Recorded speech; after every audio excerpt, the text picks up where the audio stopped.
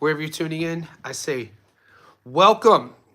So read the caption. This is obviously we're going to be talking about method of victory on we could talk about all the fights, but I just uploaded my breakdown analysis and prediction of Shakur versus Zepeda.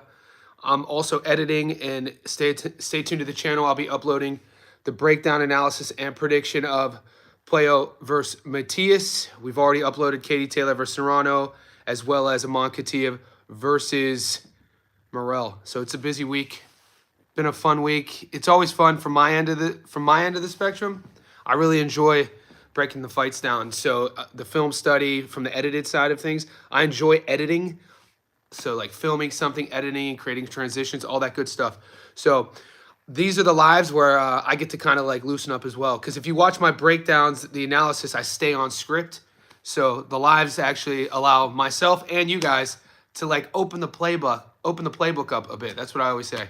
You know, if we're offensive coordinators and our offense is struggling, American football analogy, it's like we need to open the playbook up. We need to, run a little bit more play action, some ball fakes here, run some posts, run some deep routes, that sort of thing.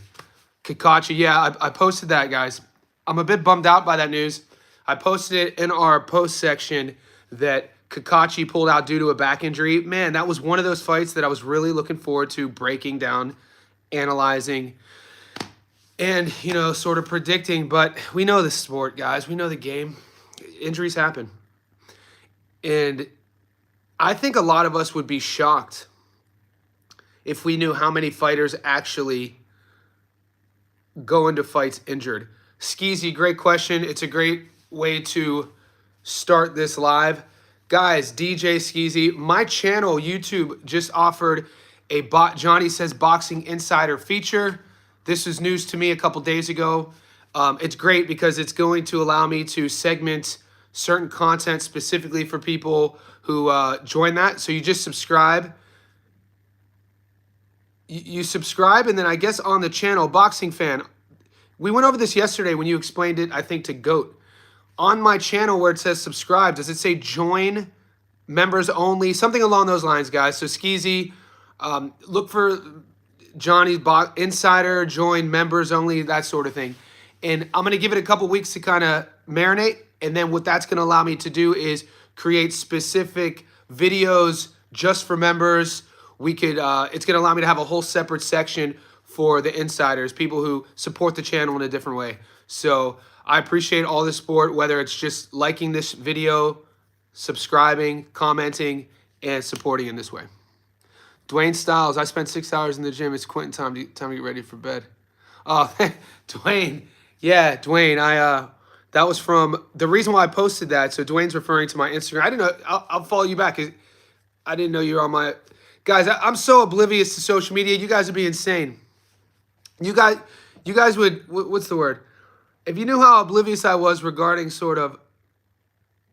I don't want to say the functionality, but I've been using Instagram for probably 10 years. I grew my Instagram with fitness content in like 2015 and 2016, and I grew it with podcasting. I started my first podcast in Australia in 2015 called the Vision Board Podcast, and I was interviewing. That's where I interviewed Larry Holmes, George Foreman, Evander Holyfield, but all other types of guys. I interviewed Gary Vaynerchuk, physicist Lawrence Krauss, Grant Cardone. I've interviewed Mark Manson. So my point is, if you're on my live streams and you talk to me on YouTube and you follow me on Instagram, tell me, and then I'll follow you back. So Dwayne, I'll follow you back because I'm more active here.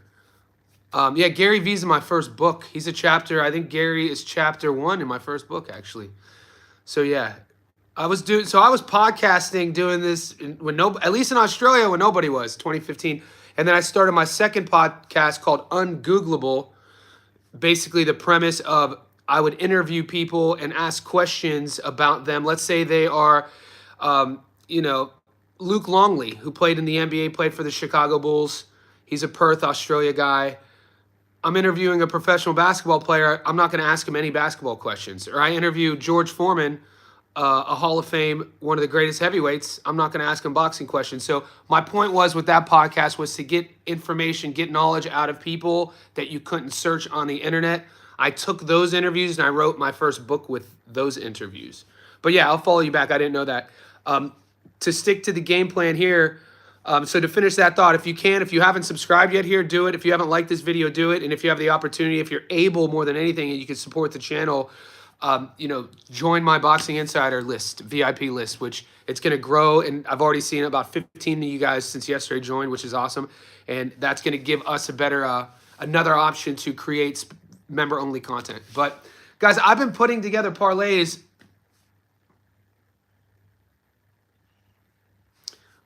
David Aster, I'm actually worried about Liam Wilson's next fight, Zauerbeck. I watched some highlights on him. You actually told me about him when Liam Wilson signed that fight last week. I found out on live with you. So I haven't really sat with it too long, but I wasn't impressed with Wilson's last fight. So let's go over this parlay. I just posted these on our group, guys, on the YouTube channel. So if you go to post section, so these aren't my locks. These aren't my guarantees. These are just little fun parlays that I put a little bit of sprinkle on. And the first one, these are method of victory parlays. So I've already posted it. If you like them, they're on the channel. You could go look. I'll go over them right now. It's a 4-leg 9-1. So $100 gets you 900. Morel to win by stoppage, $1.72. The Puello versus Matias fight. Will the fight go the distance? Yes, at $1.80. Edgar Berlanga versus Hamza Shiraz. Will the fight go the distance? No, at $1.95. Shakur Stevenson to win on points or decision is $1.50. Parlaying all that together, it's 9-1. And I mean, there's some good bets there. Like, I know a guy who'll put 20 grand. I know a guy who routinely will bet $20,000 on $1.50 bets. So I messaged him that. I'm like, Shakur by decision, $1.50. 20 grand gets you 10 grand. You know, that 50 grand gets you 75. You know, total. 50 gets you your back plus 25. I don't know. It's interesting. I like Shakur by points there. And the other parlay, guys, it's a 3-leg parlay. This pays 48-1. 48-1. Last week we did a 67-1. I mean, if you got $10, 48-1, 10 gets you $480. Turkey doesn't like Shakur and he wants to pay to win. Yeah, Turkey. I mean, yeah, you know how I feel about Turkey. I just don't like how disrespectful he is. This guy comes from a culture of all about respect and revelry. He expects people to call him His Excellency. I mean, I respect the culture. Like, I always have to educate people online when they try to make fun of Turkey was holding hands with Bud. Bud was holding hands with Turkey. I'm like, bro, travel a bit. This is how cultures are in different parts of the world. Holding hands with another man isn't seen in certain parts of the culture as anything other than respect and revelry. So that's not what I'm hating on.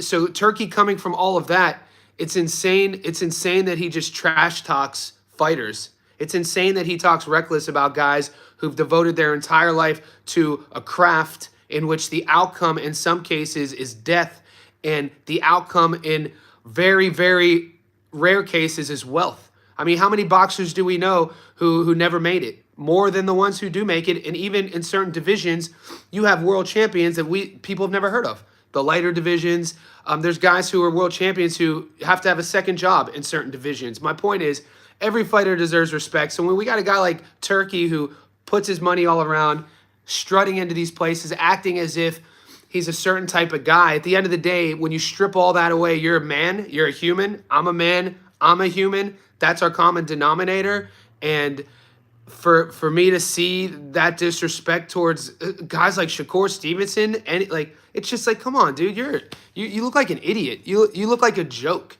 You know what I'm saying? Like, how's anyone supposed to take you seriously, especially in a sport where it's super serious, super necessary? Why did you hit him those 2 extra times? It wasn't necessary. What are you talking about? It was super necessary.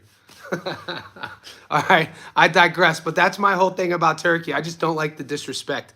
You know, it's insane. It doesn't take any energy, and it's not like he has to sell the fights. So I don't want to hear, oh, he's just trying to sell the fights. No Tom and Jerry fights. Fuck off, dude. This is a new thing. I just heard another part of me for dropping the F-bomb. If my mom's watching, I'm sorry. But I saw another content creator regurgitating the same narrative as Tom and Jerry fights. Dude, if you know boxing, that's not a thing. You know what I'm saying? Like, so to just all of a sudden come out with this whole fake narrative that if you're a defensive-minded fighter, if you know timing and range, if you use the whole ring, that's not fighting. So why even have it in a ring then? Why even put gloves on their hands? Why not just get into bare-knuckle boxing in a phone booth? Why not do that, you know, that front car jiu-jitsu thing that you see, or go to Russia have you guys seen this sport called Thermopylae? You want to see some insane shit? YouTube Thermopylae. Thermopylae is a reference to this piece of land. If you've ever seen the movie 300, 300 is a historical story about how 300 soldiers defeated a whole army. You guys know the plot line, right? But Thermopylae exists. It's just how the land is shaped. It's basically like a long triangle, a long rectangle. And there's a sport in Russia that is a long cage. It's only probably like this wide, and I think it's 5-on-5, but you line up in an single file line. So 5 fighters on this side, 5 fighters on this side, one-on-one fight each other, and whoever wins, you stay on. So it's like winners stay on, all in one round. I knock this guy out, I stay on, I fight number 2, that sort of thing. So if Turkey's all about, hey, no running and trying to change the sport, just get out of boxing, mate. Yeah, announcing Bam's fight. Dude, Cafu could fight, dude. Cafu is a good fighter. That's another thing. We saw what happened with Plant and Resendez. We saw, you know, I know that was a different promotion, but in general, I've actually always said I don't like look-ahead fights. This goes back to when, think about like if you played Little League sports. Think about in anything, your coach, your dad, if you're a coach, wherever you are, you would hear the don't look ahead. You know, we're winning now. You know, we're supposed to win by 3 touchdowns, and this team doesn't have any wins, but we better not look ahead. Or, you know, we're supposed to win. I'm supposed to win this fight, but I'm focused on the here and now. It's insane, the marketing behind that. It puts pressure on both fighters. It puts pressure on Bam. It disrespects Cafu. It's another form of disrespect. Turkey's form of disrespect is insane. And then seeing like Mike Coppinger just sort of bend the knee, you know, co-signing on the tweets as of late. There's a guy I follow on Instagram. His name is Thrill Boxing. Doesn't have a big following. All he does is repost the goings-on up to date of what's happening in boxing. So if Thrill Boxing is on the channel, you know, I appreciate his work. And that's how I stay up to date because I don't use Twitter. And he always talks he was posting yesterday about Turkey's tweets to Shakur.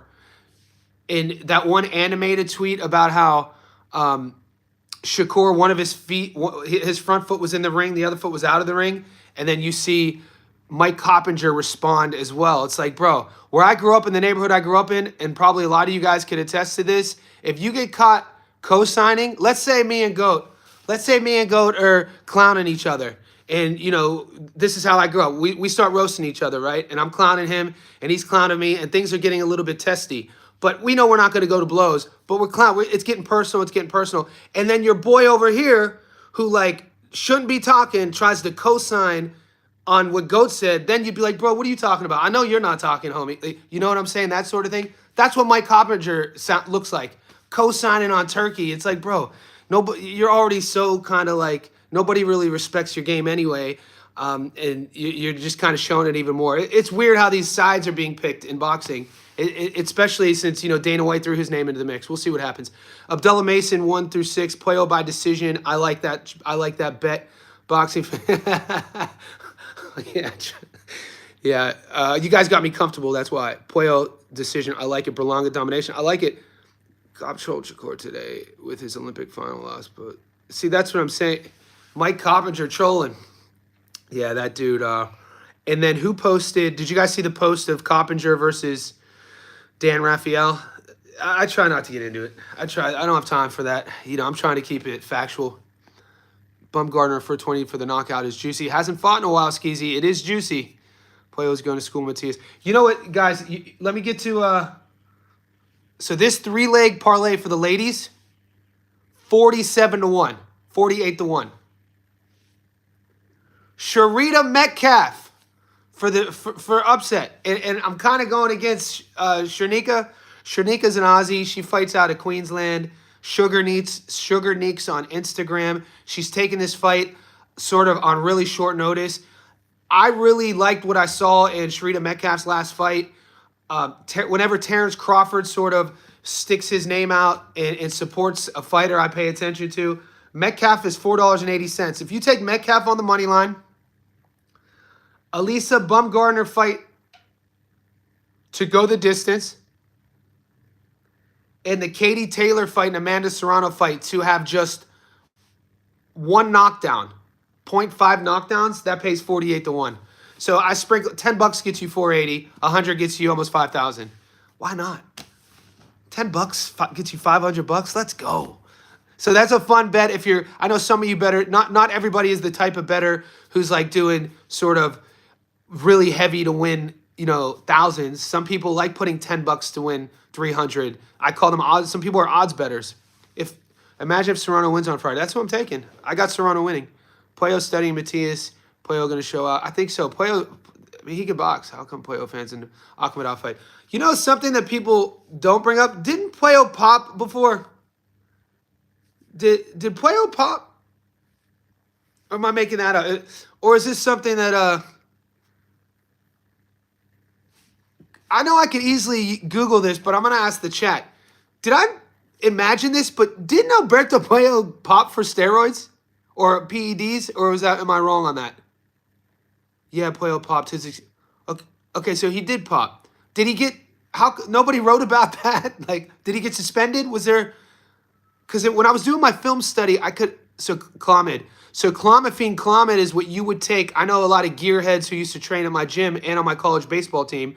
They would take Clomid as an anti-estrogen blocker, so they wouldn't get quote unquote biddies. So when you see, I do know steroid guys do take Clomid to prevent kind of gynecomastia or that sort of dudes growing breasts sort of thing. Yeah, prior to the Raleigh fight. Yeah, Puello versus Raleigh. Okay. Because, I don't know what that means. I'm not saying that's going to affect your betting. I'm still picking Puello to win. I'm just coming at it like the excuse was to have kids with his wife fertility. I could see it. Puello trains in Vegas. Fans fast on the draw. Yeah, dudes. Boxing fan. You've been here, I know you got here probably a week or so ago. There's some shotguns out here on this chat, boy. People know their shit. A lot of respect lost for that, but sometimes time can heal wounds. A lot of respect. If Matias wins, he stops him, right? I don't see Matias winning a decision, and it's hard to see Puello getting stopped. And people are like, Matias is going to have the crowd on his side, but I disagree too. Considering Puello is from the DR, Matias is from Puerto Rico. Punta Cana is literally like 20 miles across the water from Puerto Rico, and there's a lot of Dominicans in New York. He trains his opponents to make them submit. Matias fights. Yeah, Matias's power is different. Carlos Vargas, salute, brother. I appreciate the support. Yeah, Matias, with how scary and the sort of aura he has about him, 100% knockout to win ratio, his power is a bit different. It shows up. It's an accumulative power is a good way to put it. Can't build parlay around that. Goat, I like that. This is my new bot. Appreciate you, bot. Yeah, the chat. My favorite thing about my live chat is learning just as much from you boys.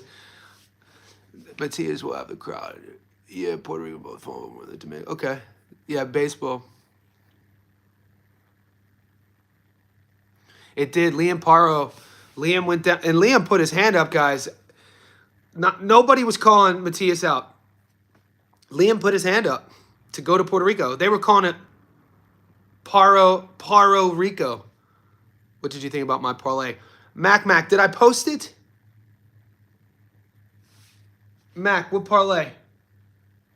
Because I get like 10 parlays sent to me a day. I remember we talked about it last night.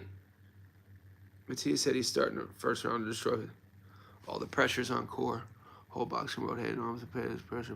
I think so. I think Shakur's going to look great. I'm expecting Shakur to look great. Matias' decision would have to involve a bunch of knockdowns. I don't see Matias winning a decision either, Will. So, yeah, that's the current sort of back and forth right now is the Matias versus Puello outcome.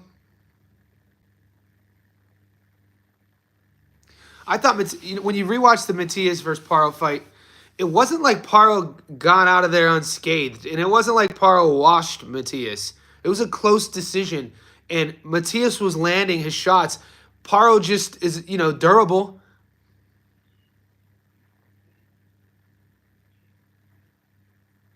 Puello decision, Shiraz money line. Yeah, I disagree with you with the Shiraz bet. Matias face busted pretty badly. Puello gonna box nicely. It's going to be interesting. I want to see what happens after, the winner of Puello versus Matias. Does Puello unify against GAR? Does Liam Paro get another shot at fighting for a belt, which I think he should? What the hell's up with Teofimo Lopez?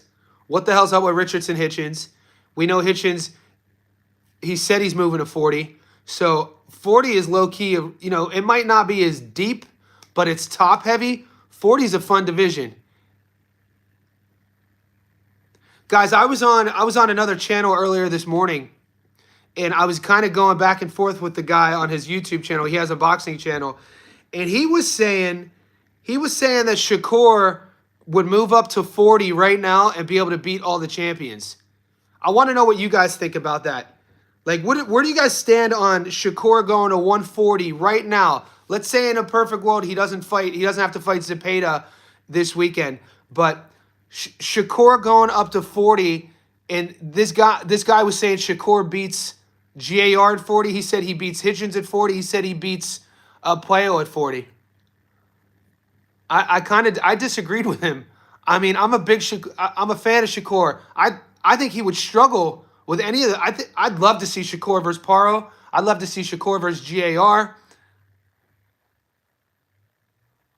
I told the guy, I was like, before he leaves 135, I want to see Shakur against Tank.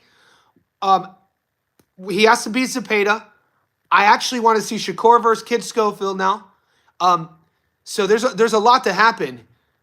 The winner of, it's insane that the winner of Mason versus Noakes is going to be a champion.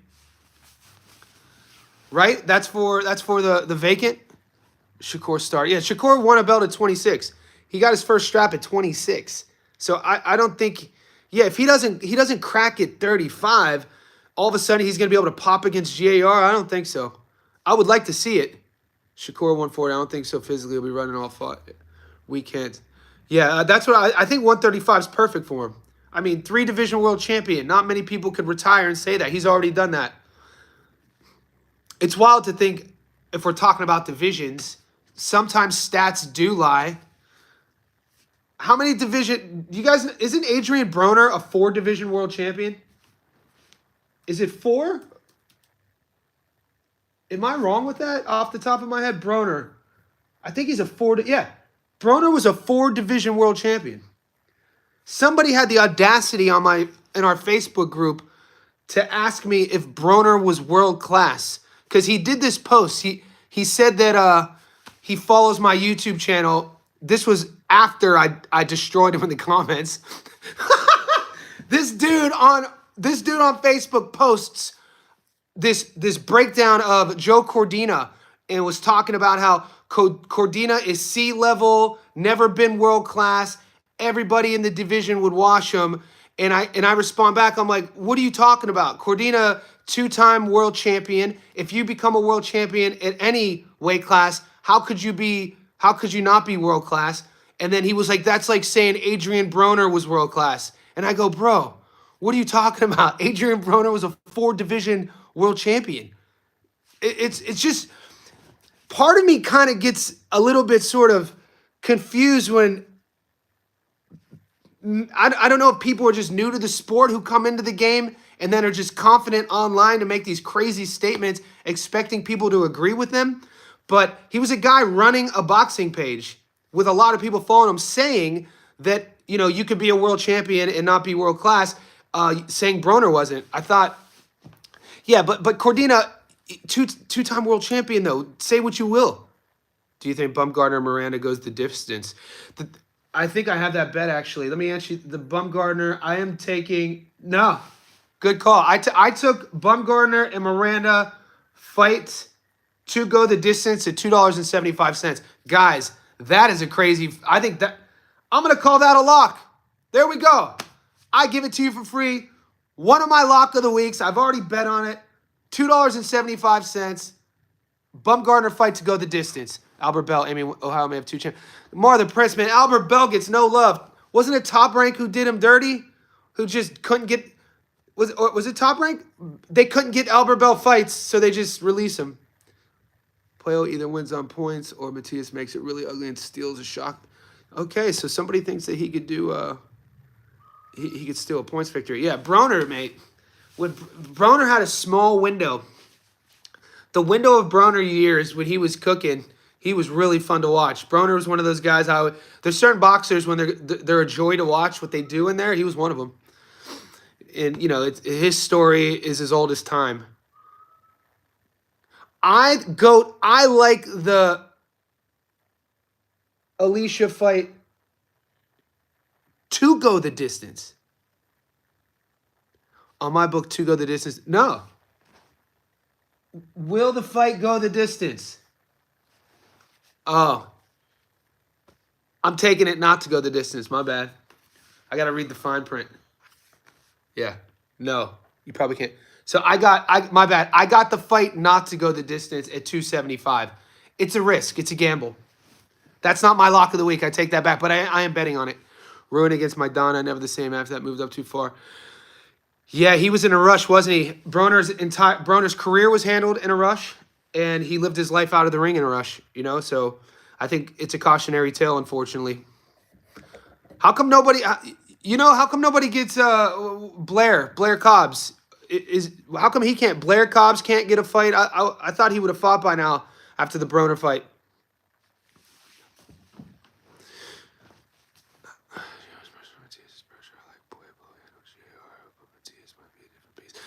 Ooh, guys, how would you compare Matias's pressure? I think GAR's pressure is actually more dynamic. Yeah, he still hasn't fought since Broner. I know. It bums me out. It bums me out he hasn't fought. Pablo B in the house. What's up, buddy? Many thanks for your work, passion, dedication, shown. Chile. Welcome from Chile. I've always wanted to go there. I've had two clients who actually went there recently. The part of Chile where they're hiking through, like, it looks like a lake. I'm sure the whole land is super mountainous, but they hiked through this lake and went through these giant mountains. That's all. It looked beautiful. I need to get my ass to Chile. This is my son. PMP Boxing. Put some respect on his name. PMP in the house. PMP Boxing, we got some respect. He's respected here. Matias has awkward, unconventional ways of punching. The thing Matias really does well is he it's no secret. He finds a home for that backhand.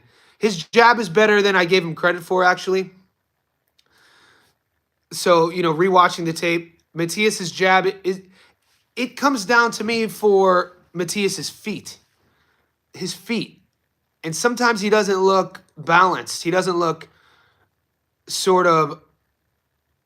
he gets out of position when he throws in. There's certain things about his feet that I don't like that I think Puello is going to expose. And David, it's a good way of putting it, carrying his power late, or it's a cumulative thing. Matias doesn't move. Maybe he doesn't move his hips. He flies swatter. Yeah, one of you guys the other day compared Matias's backhand to Puello, Morel, Berlanga, and Shakur. Get after it. I think one of you guys compared Puello's backhand to Better Beeves. Was that the comparison on the live stream earlier this week? And about how his hips don't rotate, he just kind of they both generate this power from like really short distances. But it's just an attribute to how big they both have massive hands, and sometimes power is a genetic thing. I mean, you could develop it if you could formulate it more and more, but some guys just have that knockout switch. Some guys just have that pop in their hands, and some guys don't. And Matias definitely, he has that thudding accumulative power. I don't think Puello is going to give him the fight that fans are going to want to see, though.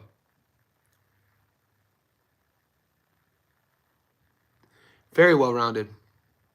Very well-rounded. Russell's very well-rounded. I agree. Not one-dimensional at all. Yeah, I saw the similarities, if we're talking better, just in the backhand. But the stiffness in the hips, too. If Goat's still on this live stream, I know he's just sitting there waiting for me to comment on this GAR situation. So I gotta check myself. I can't, all of a sudden this can't become a GAR fanboy station. You know what I'm saying? So he does do a lot of things well. He's fun to watch. Some guys are fun to watch, mate. I mean, especially coming up. I felt like GAR lost that fight against Puello. I got to be honest with you. I felt like he miscalculated. I thought, you know, I think he had the wrong game plan against Puello, and he lost, and Puello won. But then how he rebounded and looked against Rayo, I know you're in the building, mate. I know you're in the building. How he rebounded against Puello or against Rayo was impressive. The beatdown he put on Rayo Valenzuela had people coming out saying Rayo wasn't that good anyway. Rayo was all right. I will. TMP Boxing upload to post page if you can. For sure. So that's why, like, generally when I'm analyzing and breaking fights down, I like seeing guys rebound from losses. You know, but the same can be said against Matias. Matias lost to Paro, and then he's won 2 in a row. It's going to be a fun fight, guys. Fans got to stop assuming Puello's going to distance Matias and all the time. Puello could fight. Puello will come to fight. Matias points. Is anyone here picking Puello to win by stoppage? JCG. Is anyone picking? Does anyone here seeing Alberto Puello winning by stoppage?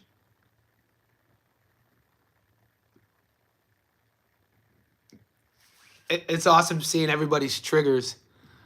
How do I submit to page? It's awesome to see everybody's triggers with certain. I realized David Eister the last few weeks when we bring up Rayo and call it, he comes back. He comes back with the he wasn't that good because he lost to Colbert. And then when we start talking about GAR, I get a little bit too excited. Yeah, I like Puello by decision as well. Matias can take a punch. I might sprinkle a little Puello stoppage. What's that paying, Julius? Let's see. Let's check it out. Guys, if you want to see Mar the Prince, could you message me those your parlays? Guys, if you're posting your parlays right now, put them in a post comment so I could screenshot it and reshare it. I know, Dave.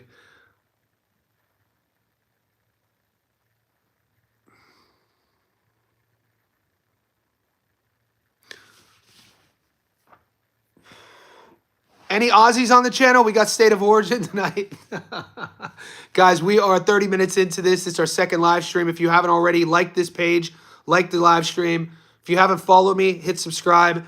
And we have a new Boxing Insider feature as well on the channel. If you can afford it, it's a couple bucks a month to support the channel. You get insider features, locks of the week only for you guys. And I'm going to be doing specific videos on request per member. So keep that in mind if you're able. Check it out right where it says join. Hit join. Random question. What's your favorite boxing club? Johnny. I'm going to go grab it. I just got new gloves. Give me 1 second because I have to spar in 2 days. I'll grab my old gloves. I'm coming back.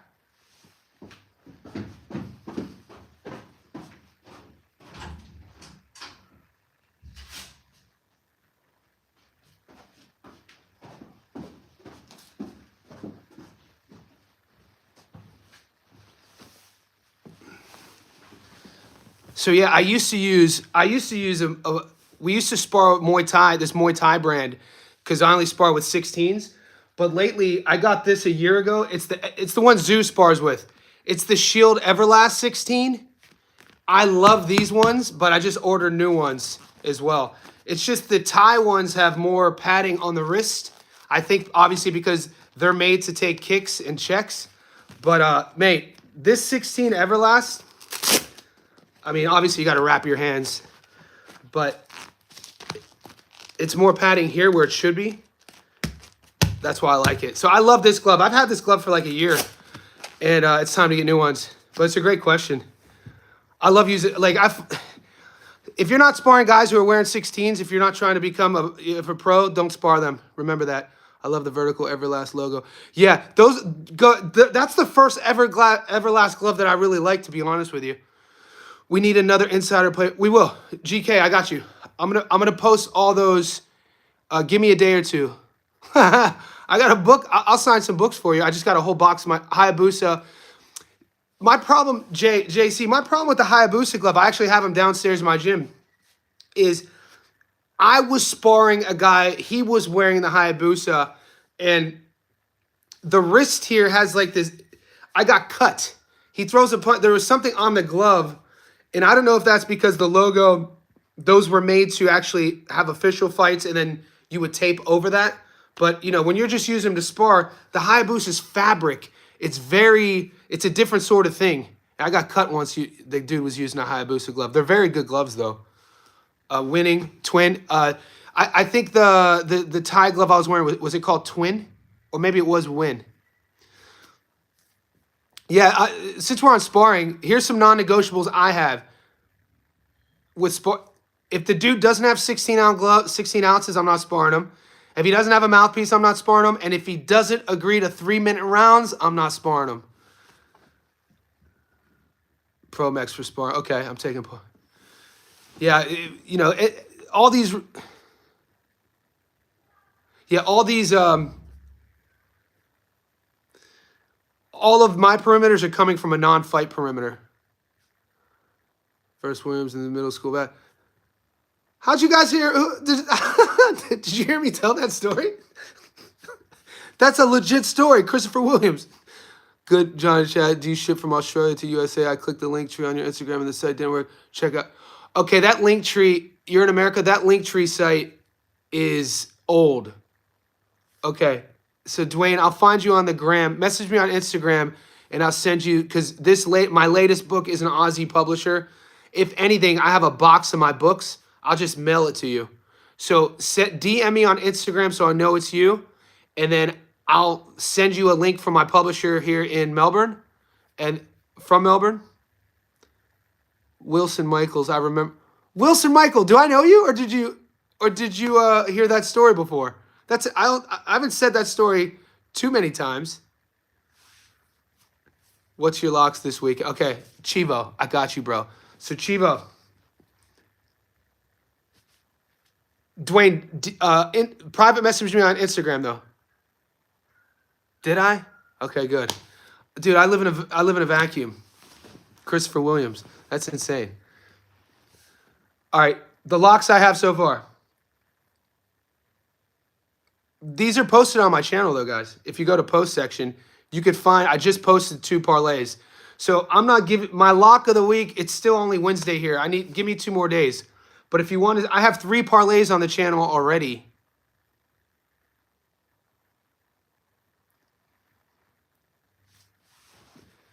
Julius Armstrong's asking, do we feel Shakur will retire undefeated? It's not something I've thought about. I don't know. I think, in a weird way, I don't really mind if he doesn't. You know what I mean? Like I said, I learn more about fighters when they lose. Yeah, the pride of Ohio, Billy Lyle. He's from Niles, Ohio. I grew up in Youngstown. I told the story of Billy Lyle. Billy Lyle fought Cesar Chavez Jr. in a really fucking close fight, I think in 2007. And yeah, so Billy went to a rival high school. He went to Niles. I went to Liberty in Northeast Ohio. Good nickname, the pride of Ohio, Billy Lyle. Tough kid. I used to work with one of his cousins. Will Shakur versus Cepeda look like Maidana versus Floyd versus Castillo? It's tough to compare. Friday night girls lock. Oh, I got one guy. Come on. I thought I gave you the girls already.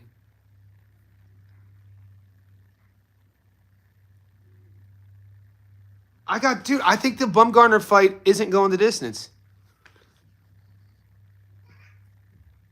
That's it, 275. Do I think anyone at 40 could beat Shakur? Or David, are you just trolling based off of what we just said 10 minutes ago? Yeah, I thought we already talked about that. Danny Rosenberger, Feel Good Hollywood. He just retired. He had a good decent career. I thought he beat Ali, by the way. Just saying. Awesome. I'll get back to you, Dwayne, for sure. Yeah, Feel Good Hollywood, another good nickname from Youngstown. I think his pops was a fighter. Haney Norman card officially announced for November. I don't know, man. I think Shakur would struggle with Hitchens. I think Shakur would struggle with Puello. I think he would. I want to see. There's too many unanswered questions at 35. 5 pounds doesn't seem a lot, but when you look at him coming from 26, what he looked like at 30 and what he looks like at 35, you don't expect him to move to 40 and all of a sudden get power, get stoppage power. Yeah, RC Digga, it's on. I posted it already. He did. He worked him a couple times, if I remember correctly.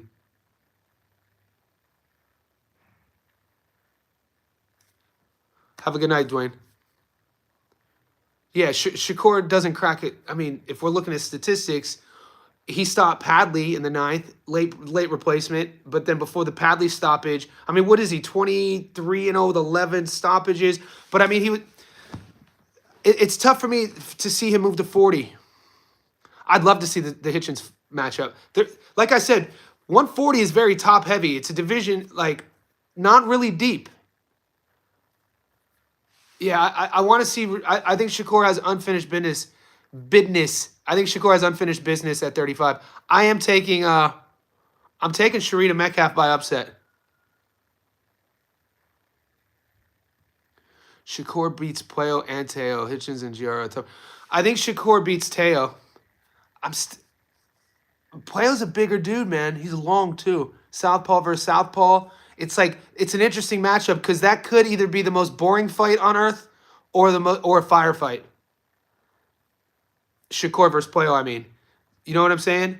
It could be a firefight or the most boring fight. Javier Hera. Hera's a good fighter. There's a few dark horses at 35, Julius. There's dark horses all at every division. Hot take, though, despite Teo being the most accomplished at 40, he's the worst. I stopped betting on him, mate. I can't trust him. I can't trust Teo. I put Teo in kind of the Tank Davis untrustable categories in terms of, like, this day and age. Are these just, guys, is this just an American thing of pro fighters? Ryan Garcia, Teo, Tank. I said this yesterday, and this is no shade, but Tank is a weirdo. He's just a weird guy to me. And Teo is an oddball, and it's not odd like Macho Camacho odd. Macho Camacho was charismatic, professional, classy, outlandish, but he always had a sense of aura about him. You know what I mean? A showman. Teo's whole thing just seems so forced to me, and it comes off like, bro, you are a stellar athlete. You are really gifted. Just box. But Ryan Garcia, same thing. The head games, the mental issues. You don't really see this from fighters from any other parts of the world. Like, I don't know, maybe I'm missing something. They frustrate me. Tank and Teofimo frustrate me more than any two fighters. He shows up when he has to. I mean, does he? He didn't really show up. I don't think he showed up against our guy from Canada, and you guys think he washed him. I mean, he didn't fight that well against Jermaine. He didn't fight that well against, who's the kid from Canada? I thought he won a few rounds. He didn't fight that well against George. He didn't fight that well against, was it Sandor Martin? I mean, Teofimo Lopez, for how much love he gets, I don't know, man. He could do backflips. Tank can do backflips. They're in the prime. I mean, Tank's already 30, 31. Teofimo should be putting on dominant performances, fighting 3-4 times a year, sort of thing. You know what I'm saying? He frustrates Claggett. Claggett's a dog, but I mean, he should have. I think I wasn't impressed with that performance.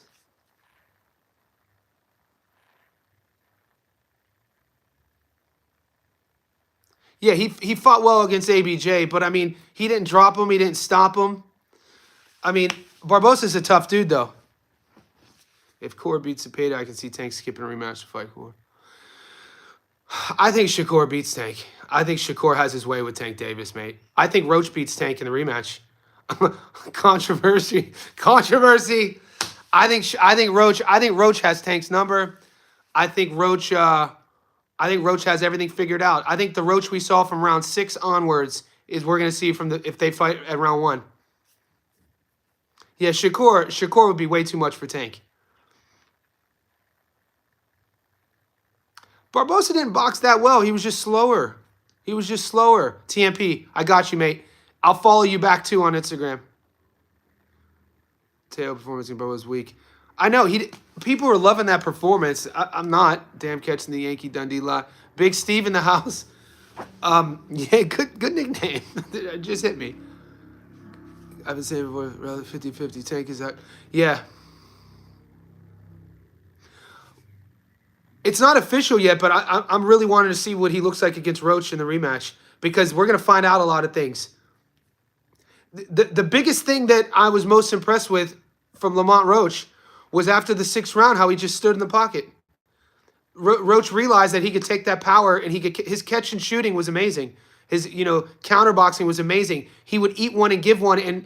And was it the first time we got to see Tank? Tank was like admiring his work, which I don't think we had ever seen before. When they're exchanging in the phone booth in the middle of the round, in the middle of the ring, and it was Tank would land a shot and Roach would counter him right back. And there were moments where it was like Tank was kind of shocked that he was getting countered. I was really impressed with Lamont Roach in that fight. And all of his fans came after me, rightfully so. They said, this is the Roach we knew, everybody knows about. I didn't know he was going to look like that. So who is it? What fight are you saying is going to be an upset with the ladies? I'm not seeing that fight. Could somebody I've seen you message it twice on the live stream. You said that this is going to be an upset. I'm not even getting that fight. Oh, Savannah Marshall fight. I mean, when's the last time Savannah fought Shadesha Green? Yeah, I'm not betting on that fight. I think Savannah's been out a while. Tank will catch him. I don't see Roach dodging a one-hitter quitter for 24 rounds. Good point. Upset parlay. I love Metcalf. Gonzalez over. That better not be Brandon Figueroa. Yeah, 2 years ago. I mean, I'm not going to bet on Shadesha, but I don't think that's a dumb bet. I mean, when all things considered, a boxer, she's been gone for 2 years. I don't know what's Shadesha been up to. If you follow her career and you could drop some knowledge on us, sell me on why Green beats Savannah, because all I already gave you. I knew that Savannah hadn't fought in 2 years. So that in itself, now, has Shadesha been active? Yeah, I'm not arguing with that, Corona. It's just the last name Figueroa triggers me. I'm not getting into it again. Jesus Christ, I thought Stephen Fulton retired him. Dude, stop fighting after the Fulton loss. Stop. Joe, I mean, what is our one common denominator as boxing fans? We're hopelessly romantic about everything. You know what I'm saying? We want to wish that guys like Joette could win these fights. We want to wish that a 92-year-old Manny Pacquiao will become a world champion. We want to wish that, Joe Louis was 137 years old when he fought. That sort of thing. But,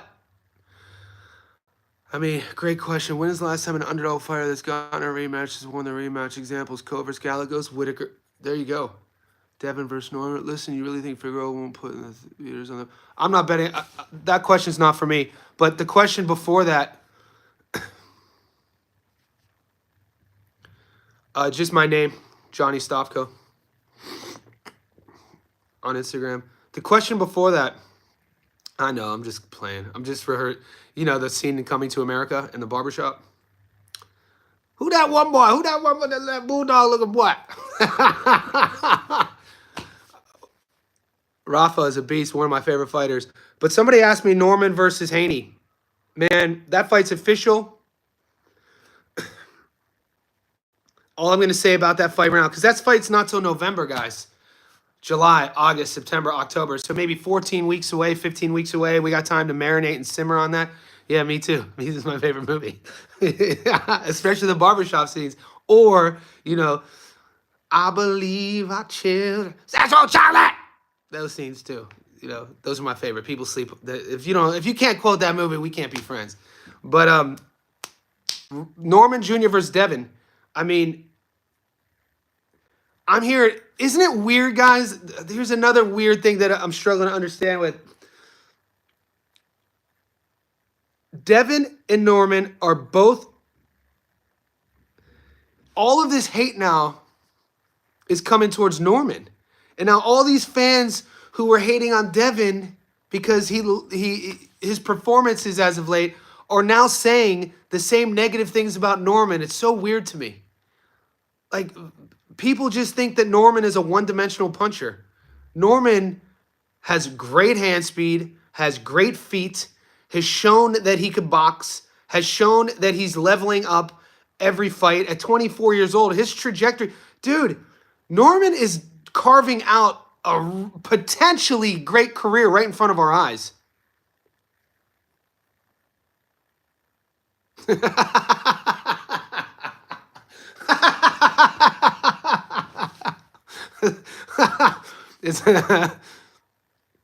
Yeah, but I mean, I know some of the people were commenting like they think that they think that Devin is just going to wash and outbox Norman. Guys, Norman has the skills to box Haney. Devin's fat. Like, it's a fun fight to think about.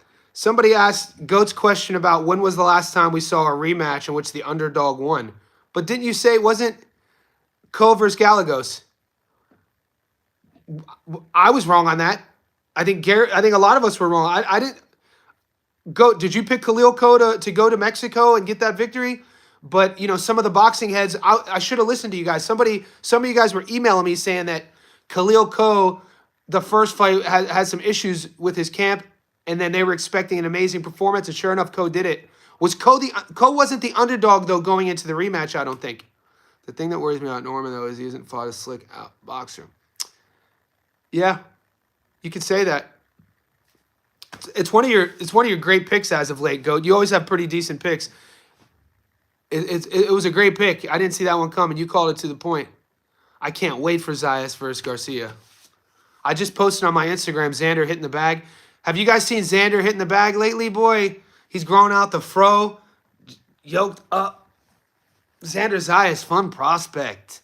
But Chino Garcia, Chino Garcia, man, he educated me, that beatdown he put on Conwell, our boy. I had Chuck winning that fight. I'm still salty about Conwell. I did not expect Conwell not to have a plan B. He had one plan. I think Rafa. I mean, Robesi's tough. It's hard for me to see someone beating Rafa right now. Yeah, Zayas versus Garcia, man. I can't wait for that fight. I can't wait for that fight. Yeah, it's a big step up, guys. That's a big step up. But when you're as good as Xander, you have to take that step. I know Rafa, mate. You can't call Conwell a hype train. Great amateur, great start to his career, feared power, similar aura around Conwell that Subriel had. And it's just going to come down to, but I think Conwell's loss to Chino was a bit more disheartening than Subriel's loss. Maybe not, because Subriel lost his belt to Liam, and Conwell hadn't been a champion yet. But, mate, that was Conwell's chance to get to position himself. I don't mind Duarte. I don't know if I would pick him. I mean, Duarte's looked great lately, too. Does he beat Kenneth Sims Jr.? Duarte's looked really good lately, his last few fights. Whatever he's changed, maybe he's I'm not gonna speculate, but he's looked different since the Garcia loss. He just looks more motivated. Everything Duarte does, if you follow him on Instagram, everything just looks faster and sharper. I know. Eister, I know. You're speaking to the choir here, mate. Conwell. I know. Same.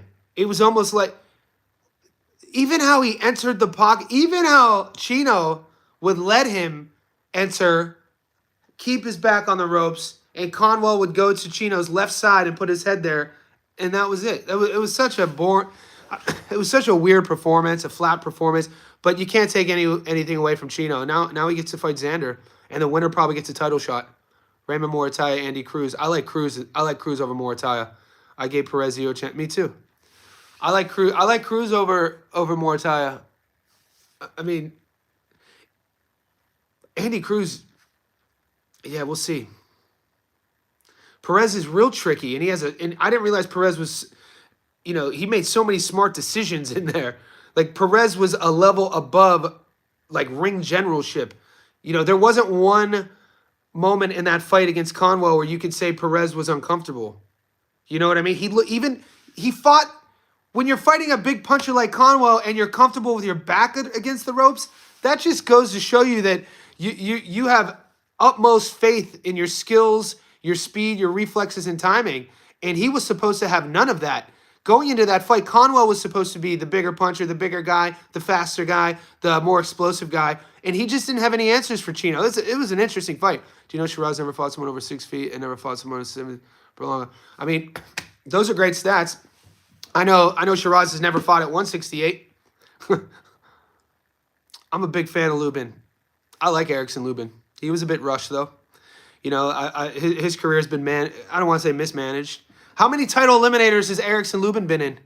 You know what I'm saying? Has anyone been in more title eliminators than Erickson Lubin? And when was the last time he got one shot against Charlo when he was 21? All my stats are coming off the top, so if I'm wrong, someone check me on this.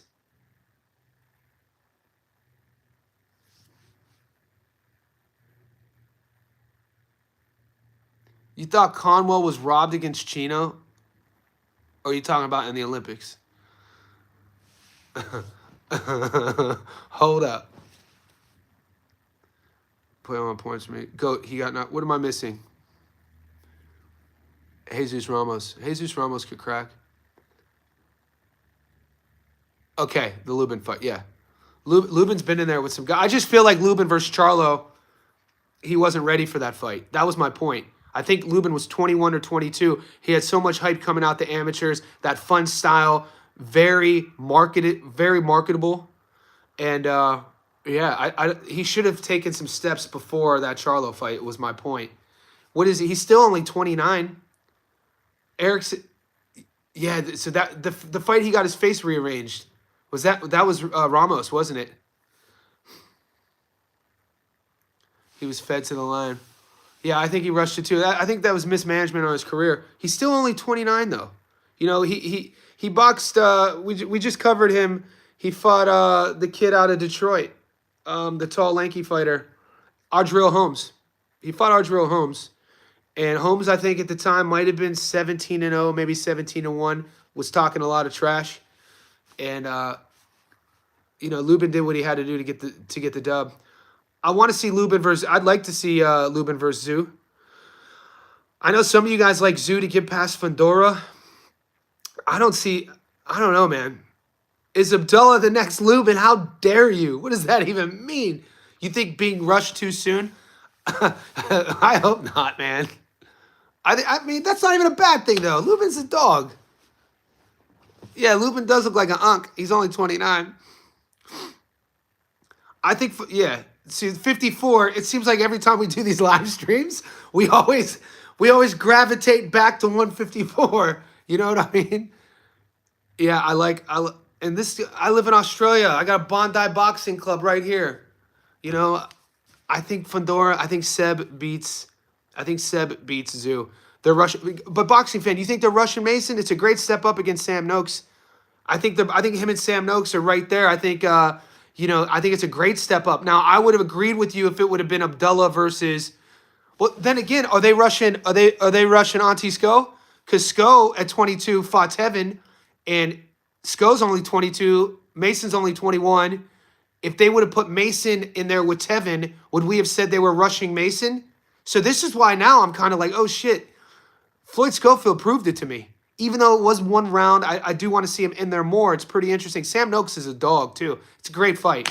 And we know Abdullah's a dog. Dude, Abdullah ticks all the boxes for me. Mentally locked in, lives in the gym, comes from a good, boxing background, and is doing it for the right reasons. Welcome to Johnny Says Boxing's Insider. Nice, man. How did you get that? I've never seen that before. Rest in peace, haters. And the thing I can't stand about that division is these guys underperform. They have Fundora as the underdog. Guys, so we're kind of, if you're tapping in now, we're about an hour in. It's turned into the Wild West if you're new to the channel, but I don't expect anyone new to still be here after an hour.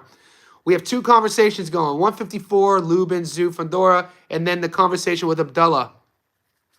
So isn't that an interesting thing, though, how some of the boys think that Mason may be getting rushed a bit, but in reality, he's pretty much the same age as Floyd.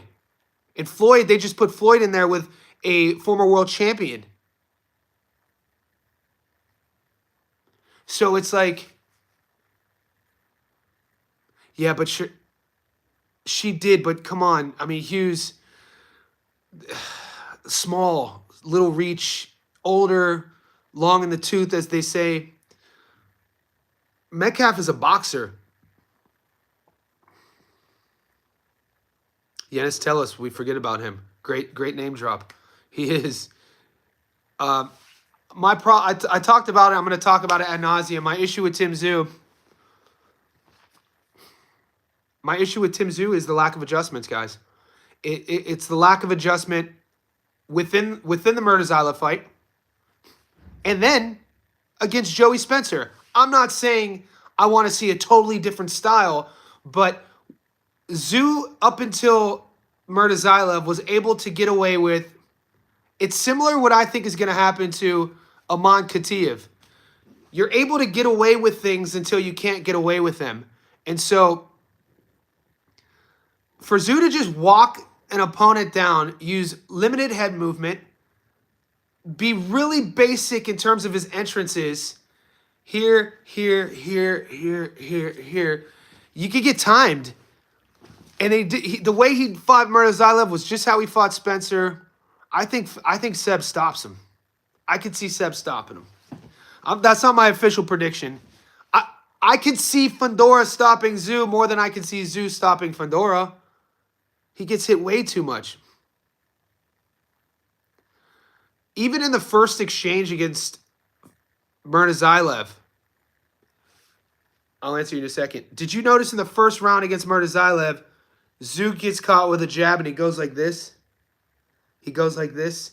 He's looking to see if he was bleeding.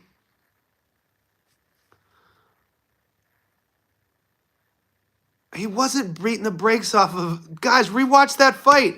He wasn't beating the brakes off of Fundora. The cut happened at the end of the second round. The cut happened at the 5-minute and 50-second mark of the fight. It was not one-sided. Seb was landing. Tim was landing. It's weird that I did not see him. It wasn't like he was beating the piss out of Fundora. That is not what happened. If we were allowed, I would play it right now. We can watch it play by play. Guys, do they allow that? A lot of you guys have been asking me to start a Discord. Does Discord give us a screen? Because I was thinking it'd be good to be able to play some fights and watch them and break them down, but I don't want to get flagged. But Fundora, it wasn't like Fundora was getting washed and then the end of the round happens and then Tszyu gets a cut and then Fundora wins a split decision, a lucky split decision. Yep, he was landing, but Fundora was landing too. It wasn't one-sided traffic. Rewatch it. It was not one-sided. I just rewatched it. Yeah, so they let me share the screen in Discord because if I do that now, I'm gonna get a copyright strike. So I'm not gonna do that. And I don't even know how to share the screen. I'm 43, mate. 43 years old. We don't do all them. We don't share screens. We don't know how to forward emails. I don't know how to do all that. Definitely made my money that fight. I love betting last minute lines. So there's another question you guys brought up. 154. Oh, Virgil versus Boots. Who asked that? Are they really talking about Virgil versus Boots at 54? Is that really going down? psychologically, you see blood. It was a bloodbath. I know.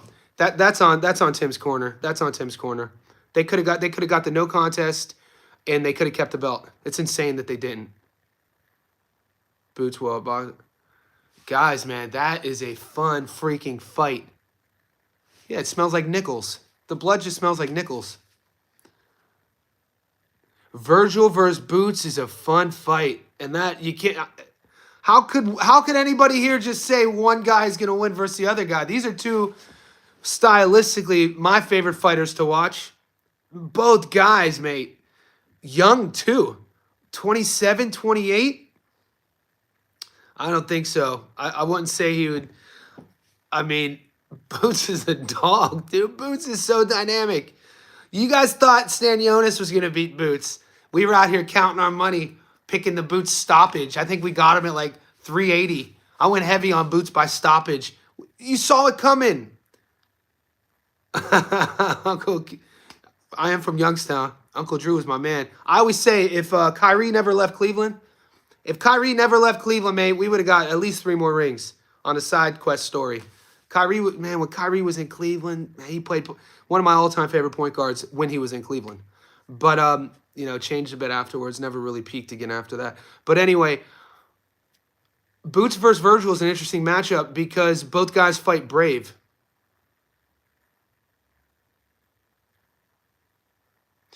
Virgil is a very brave fighter. And so is Boots. Tim Zoo's corner did fail him. I really believe that. Just guys, when we're saying things like Tim Zoo's corner failed him, we're not saying that they should have gotten the ring and have done something that Zoo wasn't able to execute. They should have made the decision as Tim's team for Tim and say this fight is over. Take the no contest, no decision because of the cut. Take your belt home, get healthy, and still have your belt. What did they do? If he dies, he dies. They listened to Tim. Tim said no, so they said no. No, Tim said no, we're fighting, so they said yes, okay. What should have happened was Tim says no, I'm fighting, and they say, no, you're not. This shit is called. This is over. The cut's too bad. But they were like, man, that's going to haunt them. If Tim never wins the belt again, that's going to haunt them. That's going to go down. I guarantee they're never going to get over that. Yeah, Murtazylov is the wrong guy to bully. We knew that, though. It's not like the boxing heads didn't know who Bakr Murtazylov was. There's Ramadan. There's the month of Ramadan Bakr Murtazylov, and there's non-Ramadan Bakr Murtazylov. If you don't know what I mean, he's Muslim. The fight before Zoo, it was during the month of Ramadan. He was fasting, and he looked like a guy who was fasted and drawn out and fatigued and just kind of limped towards, he got a victory. But against Zoo, it wasn't during Ramadan, and he was recovered and replenished. Yeah, he was a dog. He was a big dog.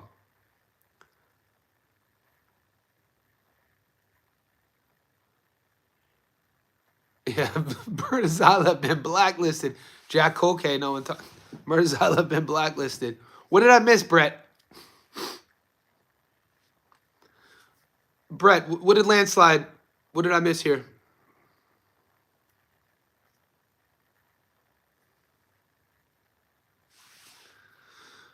It was the Colkay Murtazylov fight before Zoo, but I want to see what I missed on.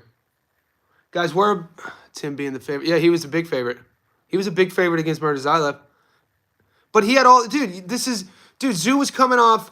I mean, if we remember before the Seb fight, I was at the fight before the Seb fight. He had fought Tony Harrison down here in Sydney. Oh, yeah, what happened to Brandon Adams? Mar the Prince, I think Martinez's migraines are from hard sparring. What it sounds to me, what migraine sounds to me for a reason to pull out is that he took a shot, maybe got knocked down, maybe got concussion in the sparring leading up to the fight. Yeah, Costa, that's a lot of pressure. One of the first fights he was there. But no one's signing that Murtazylov versus Lubin. I don't know why Murtazylov wouldn't take the Lubin fight. In terms of stylistic matchups, Lubin, if you're a guy like Murtazylov who thinks he's the guy who I think a lot of us believe that he's the guy. Erickson Lubin's style is kind of tailor-made for you. I love the Josh Kelly fight. Dude, I think Josh Kelly is a much harder. This is going to sound crazy. I think Kelly is a harder fight for Murtazaev than Lubin would be. And that's just based on what Lubin's style. He's gonna fight Murtazaev how he wants him to fight him. Not gonna move that much. Gonna stay right there. But Josh Kelly's a smooth operator. He's gonna be bigger too. Yep. Zoo. Oh, I'd love to see Boacek Murtazaev. Yeah, I think Lubin for Murtazaev is an easier fight than Josh Kelly, and you guys might not see it, but he's just waiting for his chance. Tim's not the favorite against. Is Tim the favorite? Well, what put Costa Zoo on the map obviously is the iconic knockout of Zab. Put him on. I think that's the first time they started talking about chicken. Put him on ice, put him on skates. I think the end of the second round in Vegas when Zab walked out with an entourage of 30 people and Costa walked out with 2 people. I'm not saying I don't know, man. I don't know. I can't say Lubin is better than Josh Kelly. You guys are sleeping on Josh Kelly. Kelly had the one draw against Ray Robinson. He lost to A Venetian. Since then, hasn't really fought a lot of fights, or he's coming off fought a domestic guy, Flavio Bea, stopped him. I'm just talking about stylistically the matchup. I wouldn't say either Lubin or Murtazaev would wash Josh Kelly. He's a really, really good boxer. And he has power. He could crack too. Who really believes Pac-Man? I don't. Guys, I'm not getting any of this Pro Box content. I wonder if it's just strictly American. Yeah, dude, people are sleeping on PBK, man. That boy could box. And the lessons he's learned since the A Venetian fight, learning how to keep his energy. You know what I mean? One of my beefs with Schofield. Lost versus Lubin. Lubin has fought better competition. Yeah, on record. I just still feel I think Kelly would be a tougher matchup for Murtazaev than Lubin would be for Murtazaev. That was my whole point. I'm not saying Kelly is a world beater or would beat everybody at 54, but the kid is a dog. He got stopped against A Venetian, but you guys sleep on A Venetian. For some reason, people think because Ava lost to Boots and Bud that he's a scrub. A Venetian in his prime would give anybody in that division a run for their money. And what he did was he used Kelly's sort of flashy style against him. Kelly was picking him off early, but he ran out of gas. And A Venetian used his pressure to drown Kelly, and Kelly got gas and started getting pieced up, and he got stopped. Yeah, no, it's all good. We don't have to agree. Jay, just because we disagree, it's all love still. I think and I'm an Erickson Lubin guy, and I'm a Kelly fan too, but I think Lubin, it's really hard for us to really know how much power a guy has too, though. What a punch feels like from a certain, because Lubin could crack. And I would expect if Murtazaev would fight Lubin, who would have the power advantage? If we say Murtazaev would have the power advantage against Lubin, then that matchup would be perfect for Murtazaev, was my point. I think so. You know what I'm saying? Yeah, it's a great, me too. It's not better than a great boxing debate. I just had one yesterday on 3D Boxing. If you guys don't follow Gary at 3D Boxing, do it right now. We debated yesterday Shiraz versus Berlanga.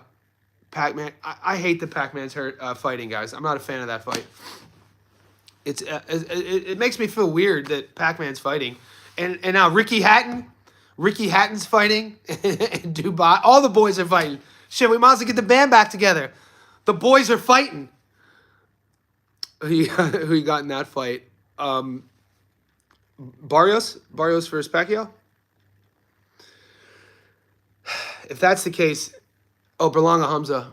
Yeah, if you haven't seen the debate, go to Gary from 3D Boxing. I'll tell you now. I took Berlanga. My reasoning on taking Berlanga, size, hand speed, and power. I also feel, the boys who've been on the channel all week, they probably are getting tired to hearing my reasoning, but my reasoning is based on what I've seen, and that's not going to change. Yeah, I like Berlanga as well. I think Ricky's got back in shape though, Brett, and that's not always a good thing. I bet 1,000 on Barrios. David Eister, get your money. What is that paying? A G on Barrios. That's like you sitting back like, let's go, Mario. Let's go, Mario. I think his hand speed. Uh-huh.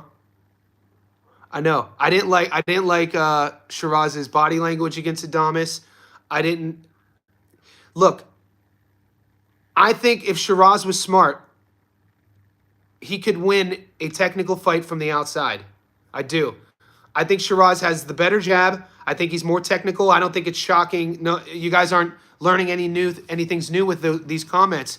But sometimes a fighter, their strengths become their weaknesses in terms of he also, because Shiraz, we've seen him fight well at distance, at range. He also likes to exchange in the pocket. He likes to mix it up. And I think if the fight takes place there, in the pocket, I give the advantage to Berlanga. I feel that's his path to victory. If Shiraz wants to fight a boring fight, which I don't think he'll do because his, Uncle Turkey will be there, Auntie Turkey will be there, he's going to fight him in the pocket. And I think that wheelhouse is Berlanga's wheelhouse.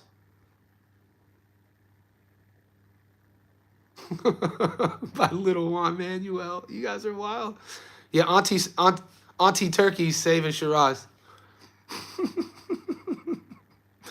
Yeah, I think so too. I'm betting on it, mate. I like everything about Ed. I like a grimy ghetto dude. Like I could relate to like, when you're seeing like them doing their interviews back and forth across the table, and Shiraz is suited up like this, and Ed's like this. Man, I can relate to that. I like how grimy and gutter Berlanga is. I think. What are people gonna say if that happens? You know what a safe bet is, though? If you guys like Shiraz, I understand if you're going to take Shiraz.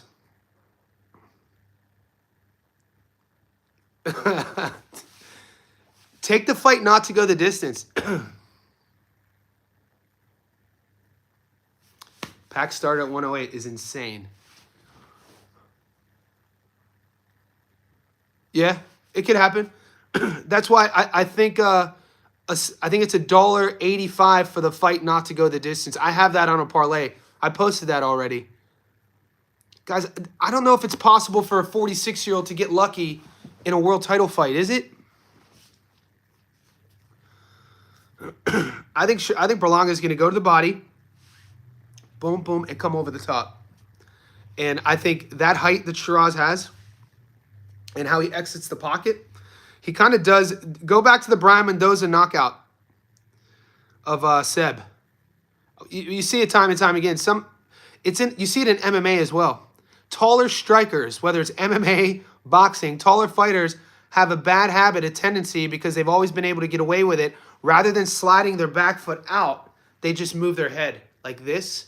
And Shiraz does that. Edwin Valero was a nightmare, dude. I did a small doco about Edwin Valero. Dark, horrific tragedy ending to his life, but damn, that dude was a madman. Pacquiao and Barros not go the distance. Yeah, 16. He was 16-0 with 16 first-round knockouts, guys. I mean, it wasn't that long ago where everybody was hype on Berlanga, and people were like, he was fighting tomato cans. He was fighting dumpster fires. Okay.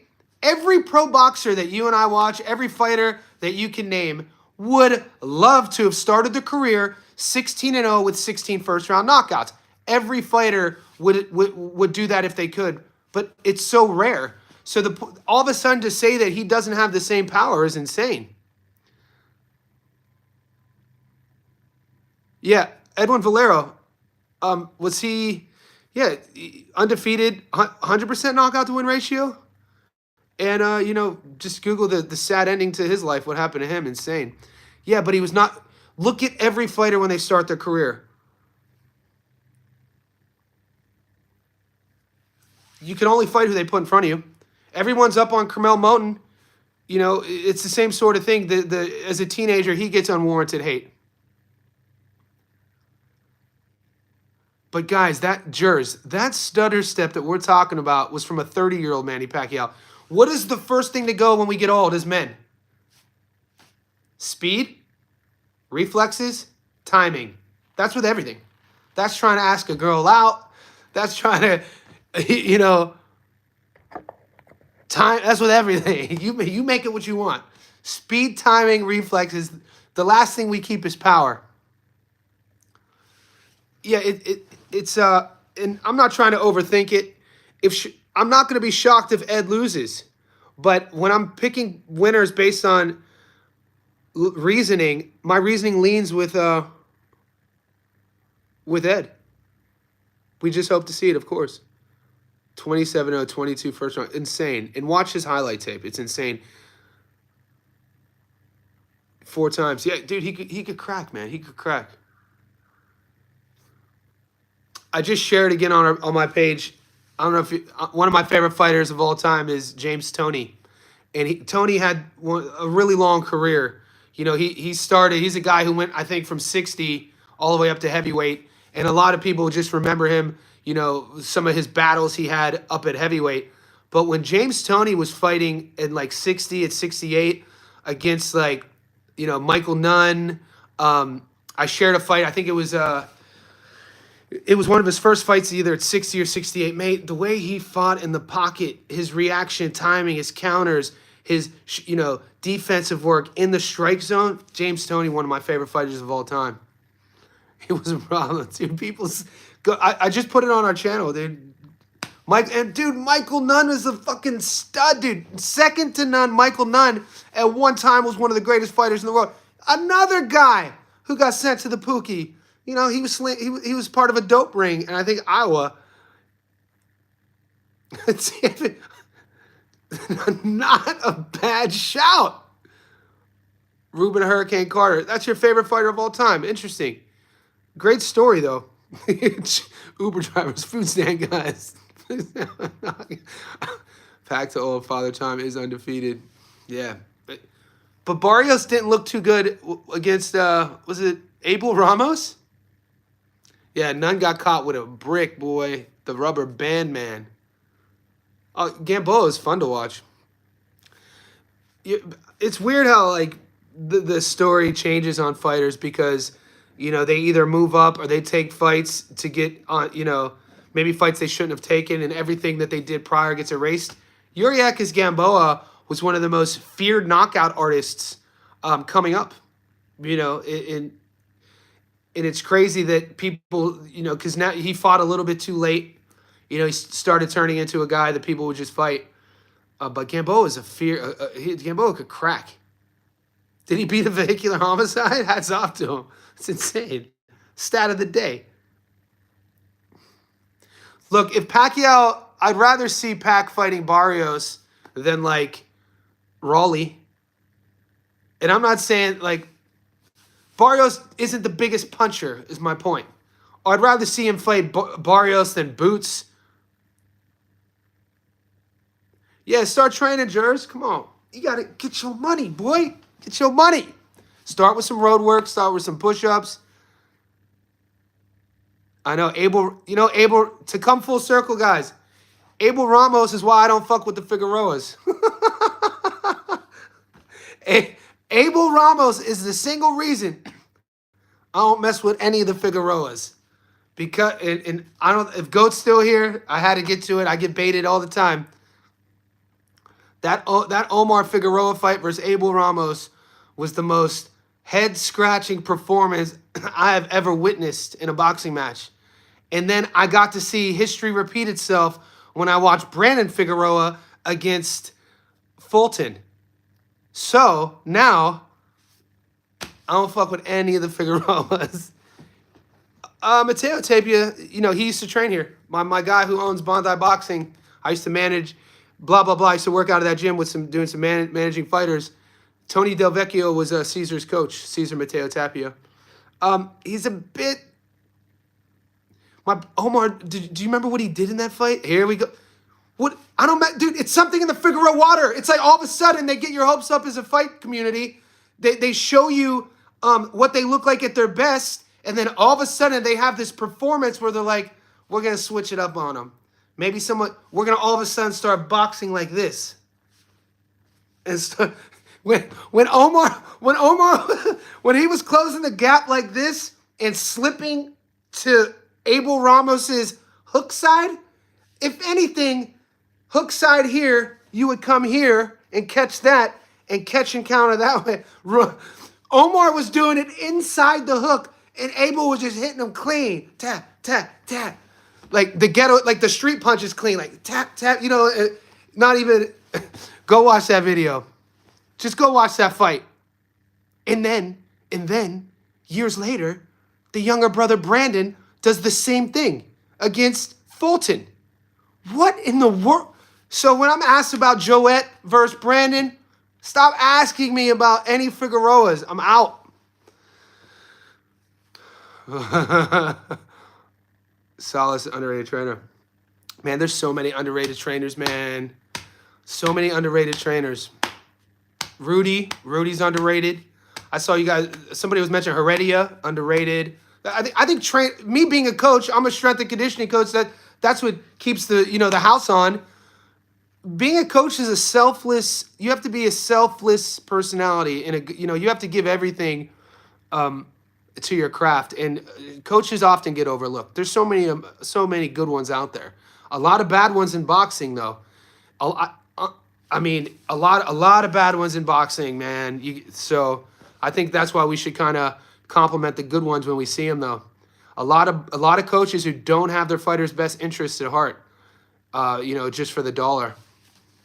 And I think that some of these fighters who've been taken in, I don't want to be too hard. That's why I never get too hard on fighters, because you never know. If you're a fighter and you're a kid who's come up with a guy, and then something happens, like a contract dispute, or you trusted everything into your coach who's like a father figure, and they kind of do you wrong, that kind of changes a guy, changes a kid. Dude, that Ramos versus Barrios fight was on the undercard of, was that Tyson Paul? That was such a weird performance.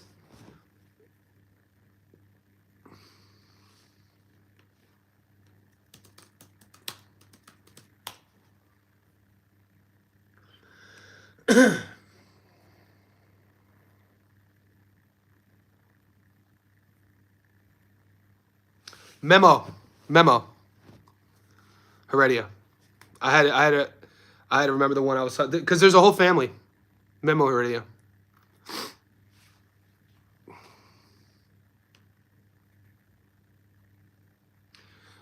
Strength. I know him as a strength coach, but strength and conditioning as a sort of even organized profession wasn't even a thing up until 20 years ago. It's good to, there's still boxers. I had a chat with Pavlik. I was talking to Pavlik about this, and it's tough to argue with a kid who became a world champion and a Hall of Famer, but Pavlik was trained under Jack Lowe. And Jack is a guy, old school guy out of Youngstown, Southside Boxing, who trained Kelly in, when we were 12, 1994. So from 94 onwards, Jack trained Kelly how he trained his fighters in the 70s. Meaning to this day, in Kelly's entire career, he never did weights. He never did weight training. And there's this weird kind of fake narrative from the old school boxing coaches that weight training makes you slow. And with all the science, sports science, to disprove that, the benefits of strength and conditioning, it's insane that, I brought it up because there's some good strength coaches as well with boxers. That's how I knew who Memo was. But yeah, my point is, guys, it's going on an hour and a half. I got to get some lunch.